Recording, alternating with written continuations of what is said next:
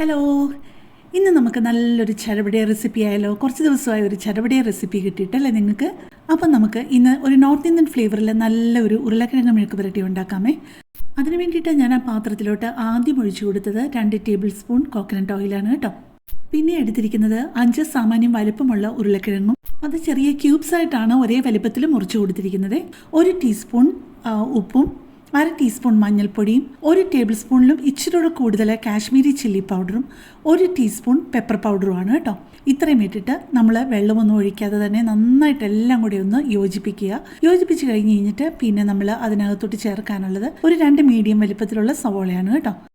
നമ്മൾ ഇച്ചിരി പോലും വെള്ളം ഒഴിക്കാതെയാണ് ഈ ഉരുളക്കിഴങ്ങ് മെഴുക്ക് പുരട്ടി തയ്യാറാക്കി എടുക്കുന്നത്.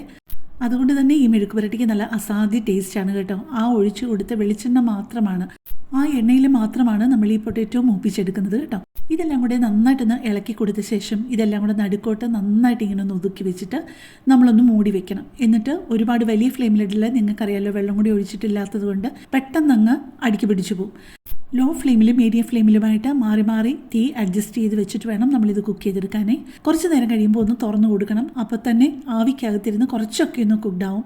കുറച്ച് കഴിഞ്ഞ് നമ്മൾ തുറന്നു നോക്കുമ്പോൾ ഒന്നുകൂടെ ഒന്ന് ഇളക്കിയിട്ട് വീണ്ടും നടുക്കോട്ട് അങ്ങനെ ഒന്ന് കൂട്ടി വെച്ചിട്ട് വീണ്ടും കുറച്ച് നേരം മൂടി വെക്കുക. അങ്ങനെ 2-3 പ്രാവശ്യം ചെയ്ത് കഴിയുമ്പോഴത്തേക്കും നമ്മുടെ പൊട്ടറ്റോ പാകത്തിന് വെന്ത് കഴിയും. അത് കഴിയുമ്പോഴേക്കും 1 ടേബിൾ സ്പൂൺ കസൂരി മേത്തി, അതായത് ഉണങ്ങിയ ഉലുവയുടെ ഇല നമ്മൾ നന്നായിട്ട് ഒന്ന് ഞെരടി ഒന്ന് പൊടിച്ചു കഴിഞ്ഞിട്ട് അതിലോട്ടൊന്ന് ഇട്ട് കൊടുത്തിട്ട് ഒരു 1/2 ടീസ്പൂണോ 3/4 ടീസ്പൂണോ ജീരകപ്പൊടിയും കൂടി ഇട്ട് കഴിഞ്ഞ് ഒന്നുകൊണ്ടൊന്ന് മൂപ്പിച്ചെടുക്കുക. നമുക്ക് എന്തുമാത്രം മൂപ്പിക്കണം എന്നുള്ളത് അവരവരുടെ ഇഷ്ടമാണ് കേട്ടോ. പക്ഷേ ഇതെന്തുമാത്രം നമ്മൾ നന്നായിട്ട് ഫ്രൈ ചെയ്തെടുക്കുന്നു അത്രത്തോളം ടേസ്റ്റാണ് ഈ ഒരു മെഴുക്ക് പുരട്ടിക്ക് കേട്ടോ. മെഴുക്ക് പുരട്ടിയോ ഉപ്പേരിയോ അങ്ങനെ ഓരോ നാട്ടിലെ ഓരോ കാര്യങ്ങളല്ലേ പറയുന്നത്. പക്ഷേ അസാധ്യ ടേസ്റ്റാണ്. ശരിക്കും ചോറിൻ്റെ കൂടെ ഒരിച്ചിരി തൈരും ഒരിച്ചിരി ചമ്മന്തിയും ഇത് മാത്രം മതി കേട്ടോ. ഇനി നമ്മൾ ലെമൺ റൈസും കേർഡ് റൈസും ഒക്കെ ഉണ്ടാക്കത്തില്ലേ, അതിൻ്റെ കൂടെ നമുക്കൊരു സൈഡ് ഡിഷ് വേണമെന്നുണ്ടെന്നുണ്ടെങ്കിൽ ഇത് നല്ല ഒന്നാം തരം ഒരു കോമ്പിനേഷനാണ്. ഇപ്പോൾ നിങ്ങളുടെ കയ്യിൽ കസൂരി മേത്തി ഇല്ല എന്നും പറഞ്ഞുകൊണ്ട് ഇതുണ്ടാക്കാതിരിക്കേണ്ട കാര്യമില്ല.